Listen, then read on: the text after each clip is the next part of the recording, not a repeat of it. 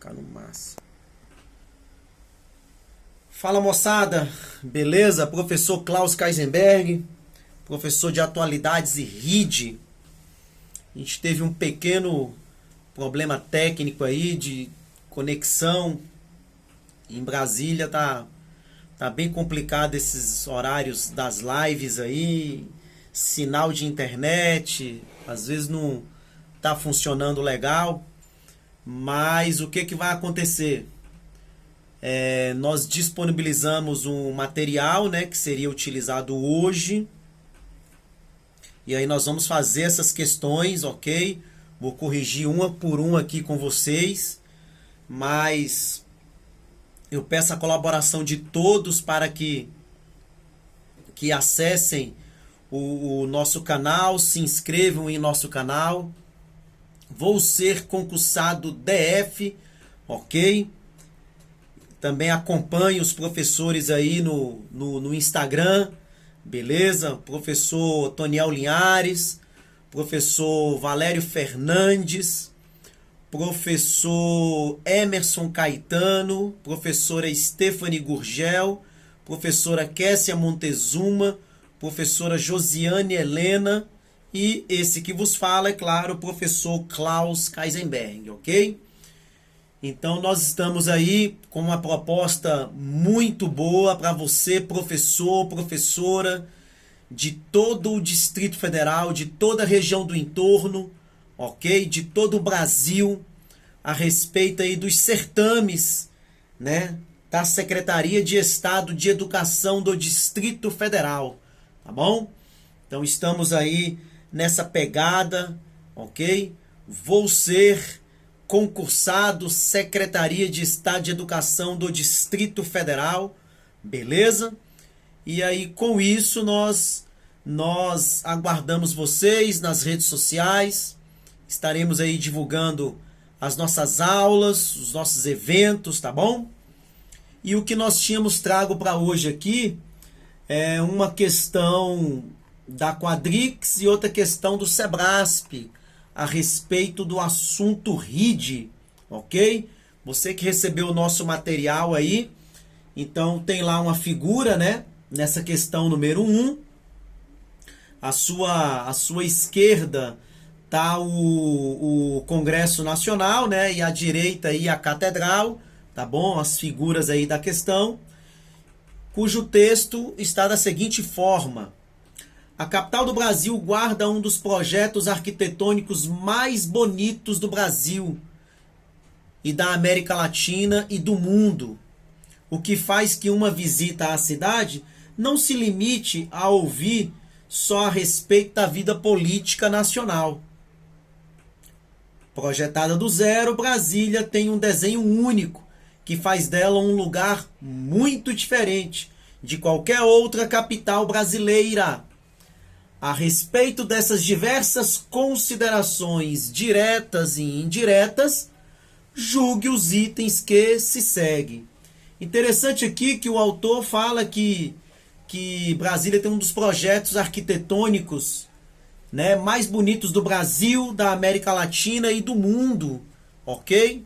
Lembrando que em dezembro de 1987, a Unesco declara Brasília como Patrimônio Cultural da Humanidade, pela sua importância e pelo seu valor arquitetônico, ok? Interessante isso daí. Foi homologada em 89, mas declarada em 1987. Patrimônio Cultural da Humanidade. Bom, e aí o examinador pede para nós julgarmos os itens a respeito dessas figuras e dessa temática. Então vamos lá, ó. Brasília, item número 1. Item número 1 do nosso material, hein? Brasília teve sua construção iniciada na segunda metade da década de 50 do século passado. No caso, em 1956. Então, segunda metade, década de 50, século passado, século 20, no caso, 1956. Até aqui tudo bem. Com todas as obras previstas no conjunto urbanístico e arquitetônico do plano piloto, concluídas em 1960.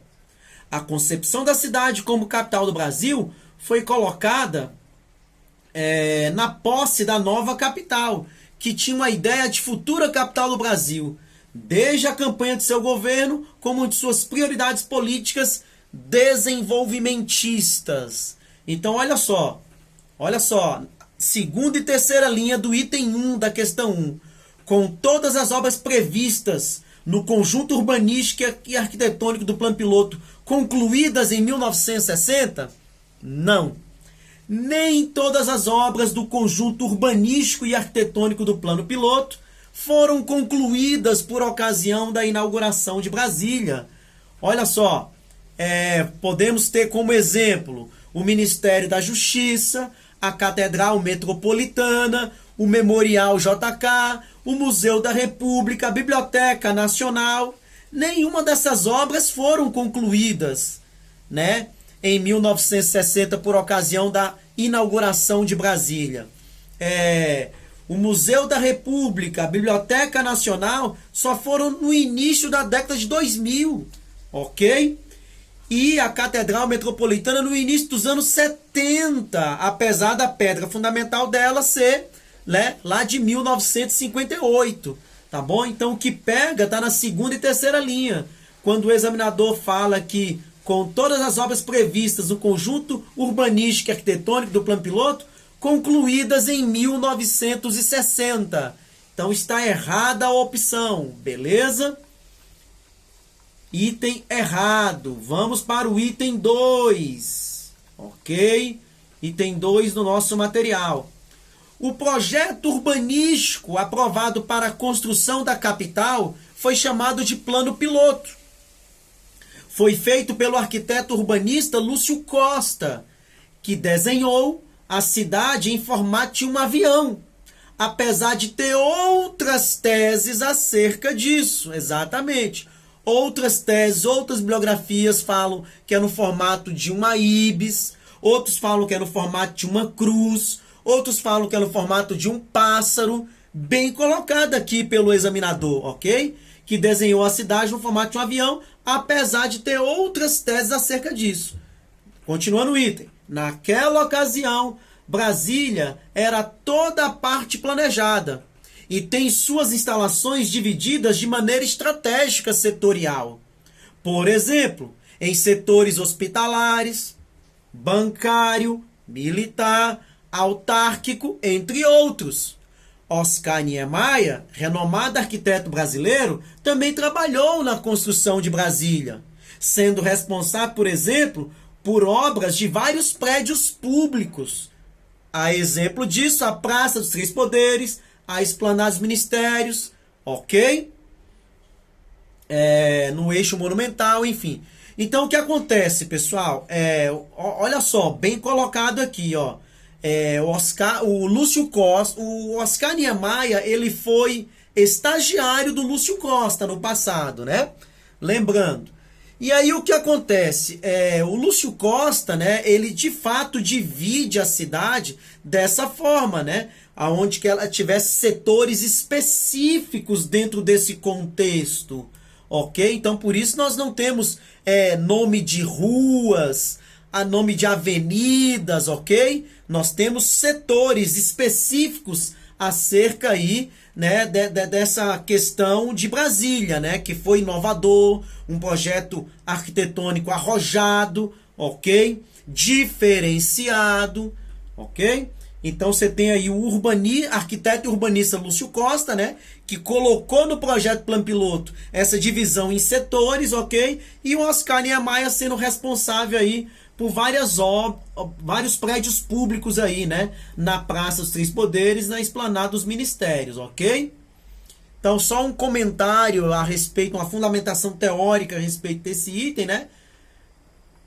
Dentro desse contexto, que o item 2 é um item correto, beleza? Nós já vimos aí que trata-se de um item correto, o item 2, ok?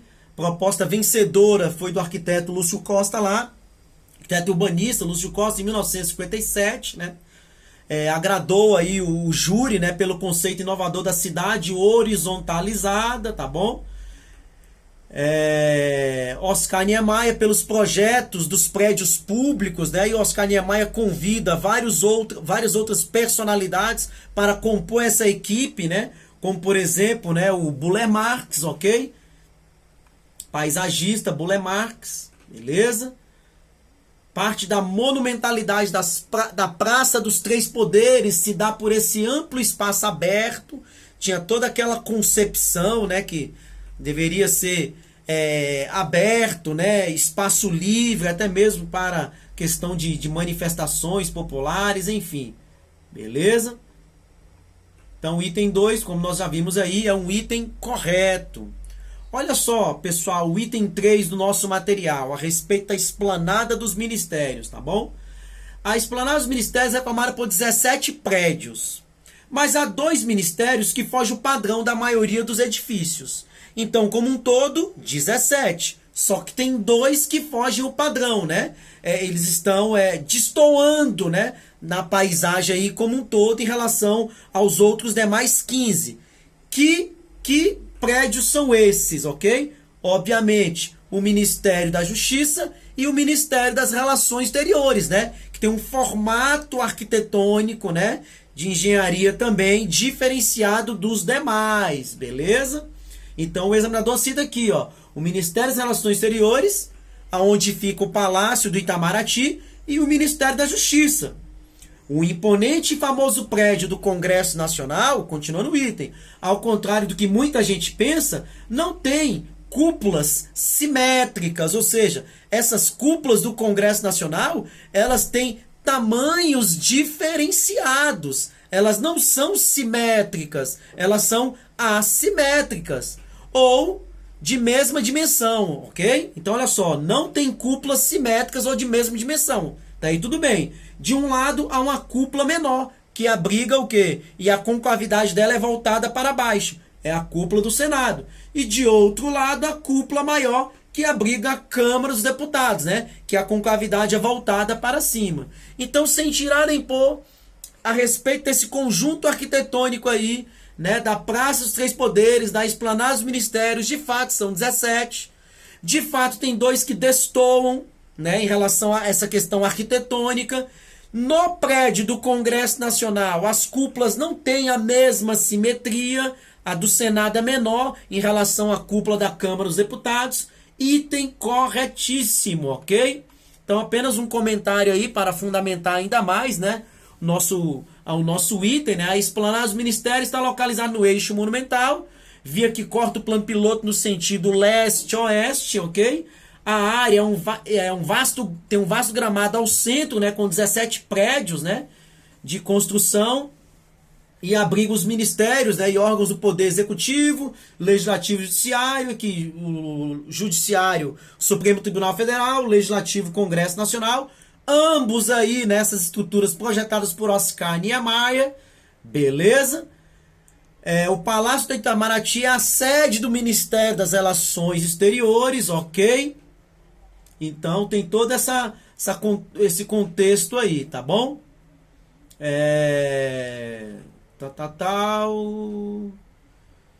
Beleza, o responsável pelo cálculo estrutural do Palácio do Itamaraty foi o engenheiro Joaquim Cardoso. Beleza? Foi concebido o Ministério do Itamaraty, né? Edifício serviria a propósito de apresentar ao Brasil aos estantes estrangeiros, ok? A obra teve a participação também de Atos Bulcão, ok? E também de Alfredo Volpi, né? E o arquiteto aí italiano Bruno Giorgi, beleza? Então todo esse contexto aí em relação a esse conjunto arquitetônico. Olha só que interessante o nosso item 4. A Praça dos Três Poderes abriga em seu conjunto arquitetônico a escultura Os Candangos. Estão ali, né? De aço, ok? Lado a lado. Que leva esse nome porque em sua área estão a sede dos poderes. Olha só.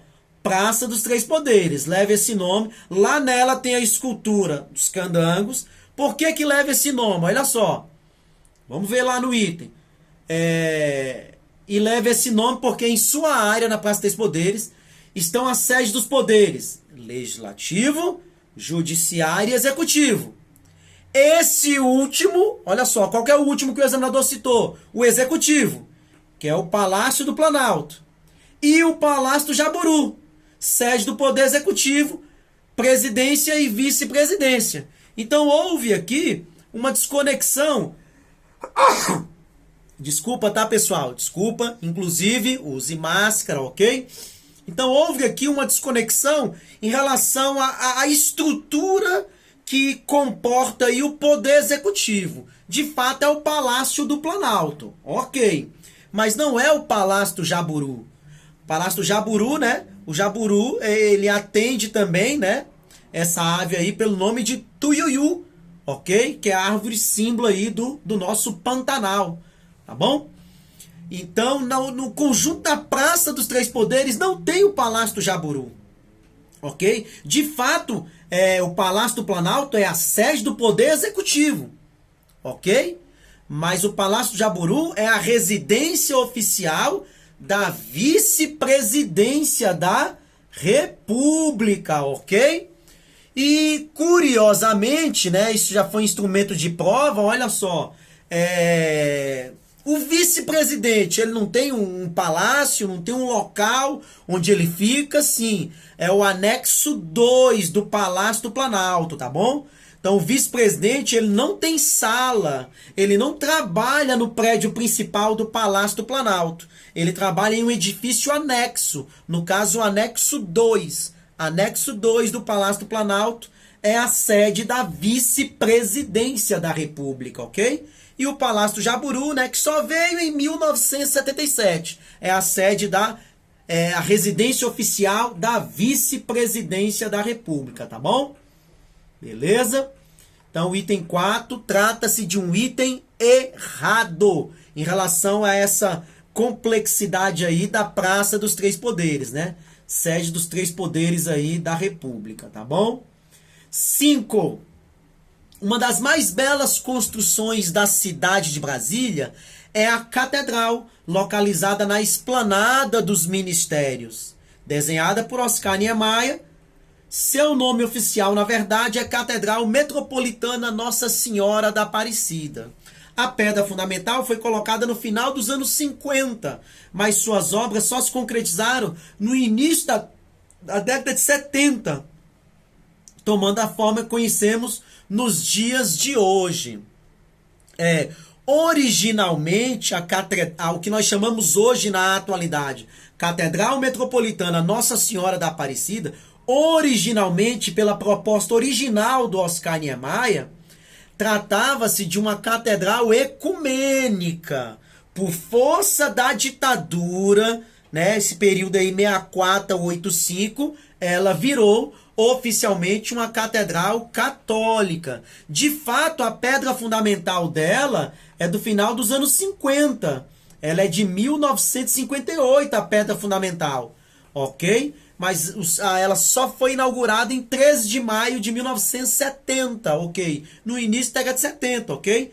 Tomando a forma como a conhecemos dias de hoje, né? A partir da inauguração, beleza?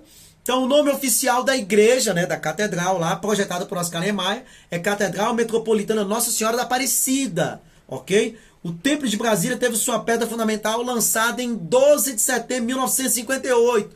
12 de setembro de 58. 12 de setembro! Aniversário do então presidente na época, Juscelino Kubitschek de Oliveira. O diamante lapidado de Diamantina. O peixe vivo. Ok? O presidente sorriso. O presidente bossa nova. Ok? Capacidade da catedral aí em torno de 4.000 pessoas. Tá bom? Idealizada por Oscar Niemeyer, ok? O calculista, né? Engenheiro, calculista estrutural também foi o Joaquim Cardoso. Beleza? E é isso, tá bom? Foi graças a esse projeto que Niemeyer recebeu o prêmio máximo da arquitetura, o prêmio Pritzker, em 1988. Foi premiado, né? Devido ao projeto aí da catedral. A igreja encontra-se situada na praça de acesso, ao lado da Esplanada dos Ministérios, né? Conjunto sugerido aí pelo urbanista Lúcio Costa, né, que sugeriu ali que ela ficaria mais bem localizada aí na entrada, né, da Esplanada dos Ministérios, tá bom? Por que também Catedral Metropolitana Nossa Senhora da Aparecida? Nossa Senhora da Aparecida, ela não é só a padroeira do Brasil, ela é também a padroeira de Brasília, ok? E, consequentemente, da Catedral, tá bom? O templo conta com uma réplica original da Santa, que se encontra em Aparecida, em São Paulo.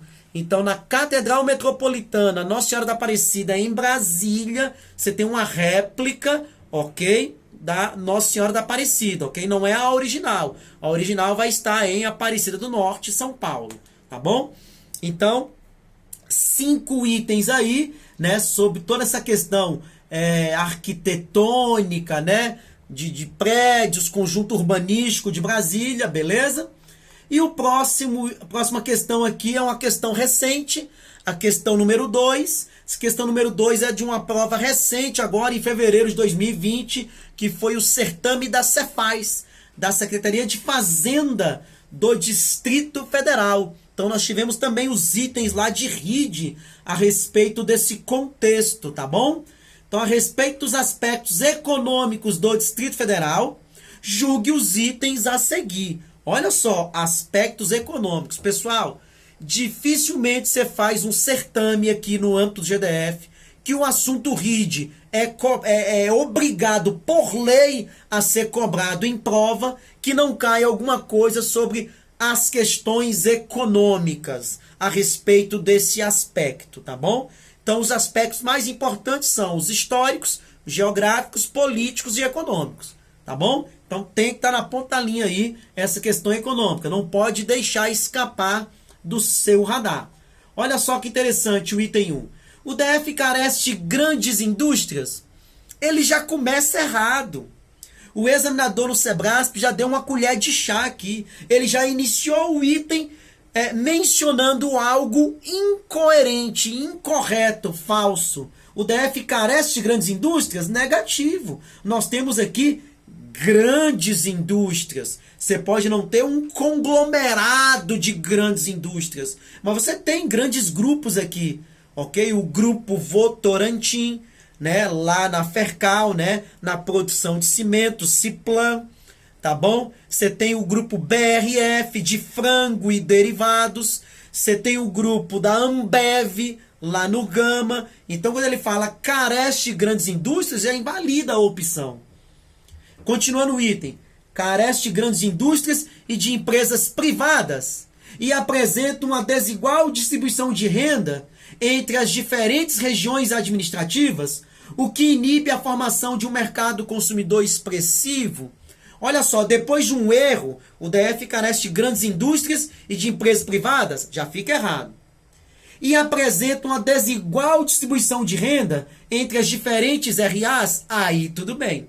Nós temos aqui uma ampla desigualdade no que tange a distribuição de renda em relação às 33 RAs que formam o Distrito Federal. Ok? Isso é constatado pelo que se conhece pelo nome de índice de Gini, né? Que é uma média, uma razão que varia de 0 a 1, né? Uma média, uma razão dos 20% mais ricos em relação aos 20% mais pobres. Eu sempre dou esse exemplo, né?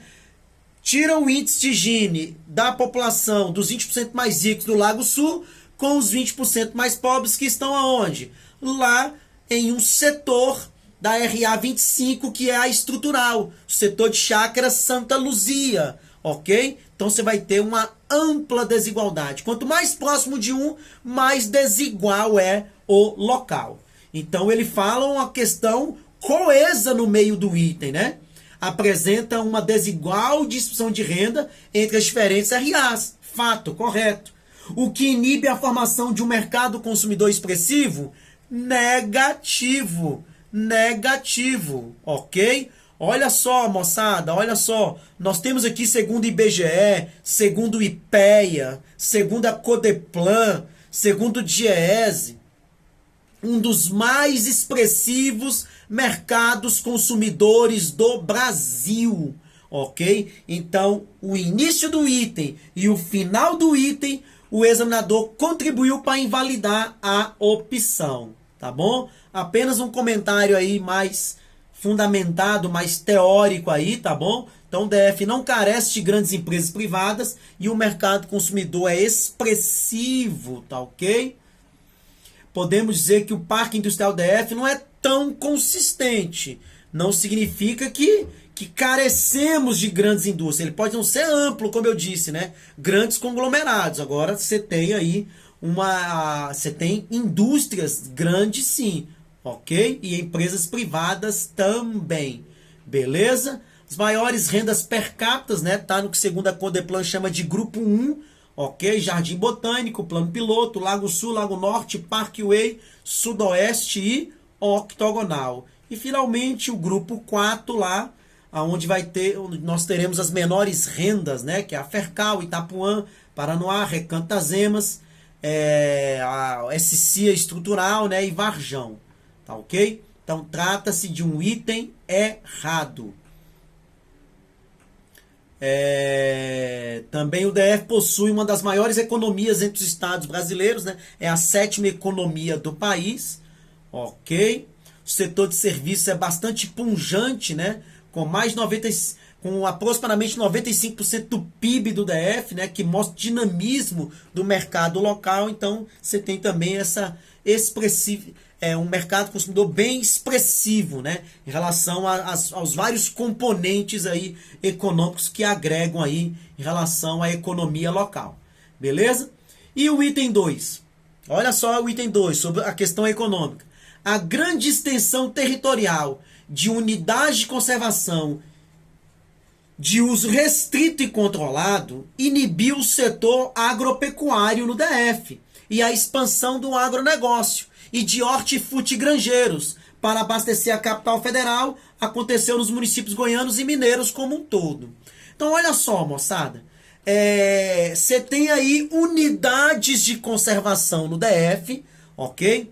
Estações ecológicas, parques, áreas de proteção ambiental, áreas de relativo e relevante interesse ecológico. De fato, você tem uma legislação rígida, ok? Que não permite, né, muita exploração. Por isso que o examinador vai colocar aqui, né, de uso restrito e controlado, principalmente quando se trata da questão das APAs, né, das áreas de proteção ambiental. Ok? Então o manejo ali tem que ser bem sustentável, né? Muitas das vezes apenas para fins científicos, ok? Então, apesar do uso restrito e controlado das unidades de conservação, isso não inibiu o setor agropecuário no DF. Pelo contrário, ele pode até ser, de fato, o setor que menos contribui na composição do PIB local. Mas não podemos descartar a sua excelente potencialidade. Você tem produtos aqui no setor agropecuário do DF que são destinados à exportação. Ok? Como é o caso da soja, do milho, do sorgo, ok? Mais recentemente a questão do algodão, girassol, enfim. Beleza? Então, assim, já fica errado aqui no meio do item. Inibir o desenvolvimento do setor agropecuário DF e a expansão do agronegócio de hortifrutigranjeiros? Não. Para abastecer a capital federal aconteceu nos municípios goianos e mineiros do entorno. De fato, o DF demanda para abastecimento dos seus mais de 3 milhões de habitantes, ele demanda de produtos que têm suas origens na região do entorno, tem suas origens na região do entorno em relação aos municípios goianos e mineiros. Até aí tudo bem. Então, o finalzinho do item, de fato, em relação a essa demanda que o DF exerce, né, e compra e importa produtos aí da região do entorno, de gêneros agropecuários, ok. Mas o que pega é o início do item lá, tá? A grande extensão territorial de unidade de conservação de uso restrito e controlado, beleza? Primeiro que o DF é a menor unidade da federação. Proporcionalmente você pode, dependendo da unidade de conservação, falar que proporcionalmente, relativamente, ela é grande. Pelo tamanho, né, pela a área onde ela está localizada, que é o Distrito Federal, né? Com aproximadamente 6 milhões de quilômetros quadrados, 6 mil quilômetros quadrados, tá bom? Distrito Federal, mas não é o caso aqui, beleza? Então, proporcionalmente relativo ao DF, menor unidade de federação, recai sobre as unidades de conservação DF, as APAs, as áreas, os parques nacionais. Embora tenha uso restrito e controlado, isso não inibiu a expansão do setor primário da economia. O que é o setor primário? A agropecuária, que encontra-se na atualidade, de maneira geral, em expansão, ok? Então é isso aí. Lembrando também que em relação a esses setores, né, o setor primário da economia, que é a agropecuária, mais de 80% dessas atividades estão localizadas em 4 principais RAs, que é Braslândia, Planaltina, Paranoá e São Sebastião, ok? São as principais regiões administrativas do DF, onde você tem esse fomento, né, essa característica que volta-se também ao setor primário da economia, ou seja, as atividades agropecuárias, tá bom? Então, com isso, pessoal, nós fechamos aí, ok? Nossos 7 itens que nós nos propusemos a fazer aqui na nossa live aí. Tivemos um pequeno problema técnico, mas já adianto a vocês aqui que já está sendo corrigido o quanto antes. Acompanhe os nossos professores do Vou Ser Concursado, Secretaria de Estado de Educação do Distrito Federal, nos nossos Instagrams, ok? Inscreva-se também em nosso canal no YouTube. Vamos em frente. Até a próxima, professor Klaus Kaisenberg. Até lá!